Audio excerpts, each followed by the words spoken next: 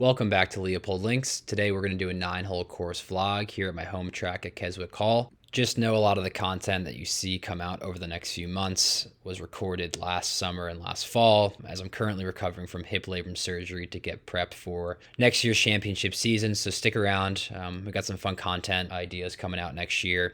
We'll be playing some local qualifiers, local events, US Open qualifiers, US Mid-Ams, you name it, we'll be out there. With that being said, let's roll into it. First hole, nothing too crazy. Par 4, hazard up the right. Just trying to cut this thing up the left. You can really miss as far left as humanly possible. As you see here, it's exactly what I did. Actually gives yourself a little sneaky angle into the green. Had a nice little 9-iron here. Punch this one. Greens are super firm. As I said, this is in October, so this thing rolled all the way back. So we got a nice little 45-foot tester. Absolutely did not roll any putts before this, so happy to see this one gauge pretty well. Going to cozy this one up to about 2 feet. Pretty routine cleanup on this one. Love starting with pars, stress-free. Second hole, par 5 up the hill. Plays a lot longer than the scorecard. Just going to, again, cut this one up the left. Get myself in position to hopefully go for this 1 and 2. A lot of bunkers short left, so try to push this thing up the right side, and if it rolls up, great. If it doesn't, should have a little chip. Funky little pin up in the front. Sort of did a little bump and run with a 52 here. Worked out really well. Left myself about 4 feet up the hill. Coming to the left a little bit, nothing more than, half a ball outside right, and poured it in. So 1 under through 2. You'll come to see in future videos, but the first 3 holes are very gettable. The next 3 are not. So get them while you can. This hole specifically, I usually elect 3-wood just because it ends up in a spot where I have a much more clean number. Sometimes with driver, you can get in this collection area where you hit these weird little chip shots, but I was left with like 105 yards, so I think I hit a little knockdown 52 degree. Hit a nice one here. Give myself about 5 feet below the hole. Coming to the left again. Just never broke as much as I thought. Nonetheless, good putt. And we kind of go on to the gauntlet of Keswick in the front 9. So next hole is 175 yard, par 3. Just stepped on a 7-iron here. Drew it right over that left bunker and stuffed it to about 5 feet. This one never left the hole, left to right. Just put it outside and buried it. A really good start, but we're on to another tough par 4. You should ask my buddy Peter Cathcart on what he thinks of the 5th hole here at Keswick. It's a tough driving hole, but man, I've never seen a guy lose more balls off the tee in this hole than anywhere on the course. I love you, man.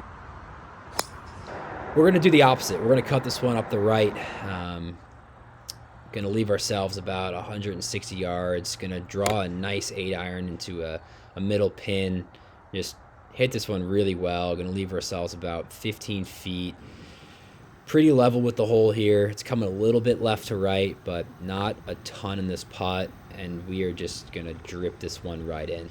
These are the days and rounds that you think, is today the day? Am I going to go shoot 65 bogey free with 7 or 8 birdies? Spoiler, it's not. Next hole, I'm going to cut this one again up the left. I seem to be always in this spot on the left side with the ball below my feet. A lot of these fairways here at Keswick are super sloped, so I get these funky lies from time to time, but left this one a little short, kind of chunked it out, just made sure it got it out. Little routine chip, hit a nice one here to about a foot. I don't think I even took a putter to this one. No, I did not. So a nice clean par for missing a green. But those are 3 tough holes back to back to back. So happy to get out of there with 1 under. Next hole is a classic Pete Dye. It's kind of an island green surrounded by sand. Peppered an 8-iron from about 145, just over the flag. Quite honestly, I thought I made this for 1 second, but we were about 35 feet long. Just want to lag this one down, get out of here with a 3. I had different plans as I decided to drain it, and now we're 4 under. And just alarms are sirening every which way in my head. And especially we got a par 5 and an easy par 4 cup coming. Like, am I going to shoot 29? Again, I don't. Hit a good one here. Left myself about 260 out.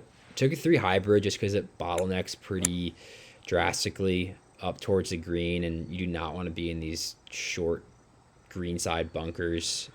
Just they're so penal. Again, ask Peter about his stances in these bunkers. I had no other option here. The mega flop was just never in play. It would have been a 7 written all over it. So took my medicine. Thought I could make another putt for birdie. Didn't think this flag stick was going to be in play, but it almost was. But made a nice, comfy 5. Got it here with a nice par. We got a short par 4 to finish. Usually I lay up, but today I decided let's just kind of go for it. Sometimes you get the right slope, you can trickle onto the right side of the green. There's a big bunker right around 270 that you got to get over. So hit a good one here. Decided to go with the mega flop, and this is exactly why we did not go with a mega flop on the previous hole. Left myself a little bump and run. Tried to make it to shoot 31, but all in all, 4 under 32 we are ecstatic with. To be quite honest, I don't think I played the back nine in this one, but 32, 4 under.